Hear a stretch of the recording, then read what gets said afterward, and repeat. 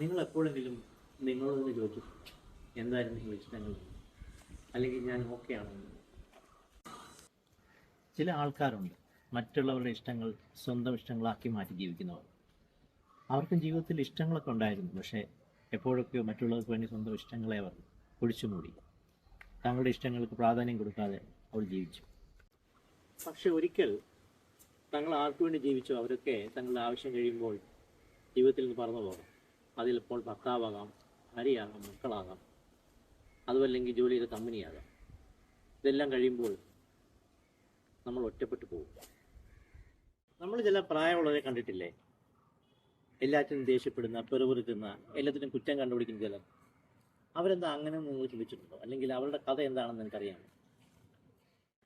ഒരിക്കലും എൻ്റെ ഒരു സുഹൃത്ത് എന്നോട് തൻ്റെ അനുഭവം പങ്കുവെച്ചത്, ഞാനും ഭാര്യ എപ്പം വെളിയിൽ പോയിട്ട് വന്നാലും എൻ്റെ അമ്മയുടെ മുഖം കടന്നൽ കുത്തിയ പോലെ ആയിരിക്കുന്നു. എന്നാൽ ഞാൻ വിവാഹം കഴിക്കാൻ ഏറ്റവും കൂടുതൽ ആഗ്രഹിച്ചതും അമ്മ തന്നെ. നമ്മൾ ചിന്തിച്ചിട്ടുണ്ട് എന്തുകൊണ്ടായിരിക്കും അവർക്ക് അങ്ങനെ പെരുമാറുന്നത്?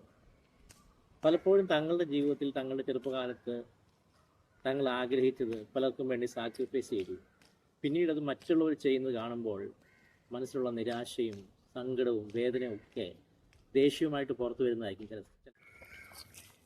മറ്റുള്ളവർക്ക് വേണ്ടി ജീവിക്കുന്നത് നല്ല കാര്യം തന്നെയാണ്, പക്ഷേ അതിനുവേണ്ടി നമ്മുടെ ഇഷ്ടങ്ങളും മോഹങ്ങളും ആഗ്രഹങ്ങളും എല്ലാം സാക്രിഫൈസ് ചെയ്യണമെന്ന് നിർബന്ധമില്ല. പലപ്പോഴും പലരും ചിന്തിക്കുന്നത്, അങ്ങനെ സ്വന്തം കാര്യം ചിന്തിക്കുന്നത് സെൽഫിഷ്നെസ് ആണ്. അങ്ങനെയല്ല.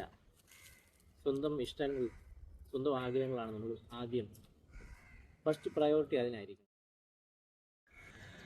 അതുകൊണ്ട് നമ്മൾ ചിലപ്പോഴൊക്കെ നമ്മളോട് തന്നെ ചോദിക്കണം, ഞാൻ ഓക്കെ ആണോ എന്ന്, അല്ലെങ്കിൽ എന്താണ് എൻ്റെ ഇഷ്ടങ്ങളെന്ന്.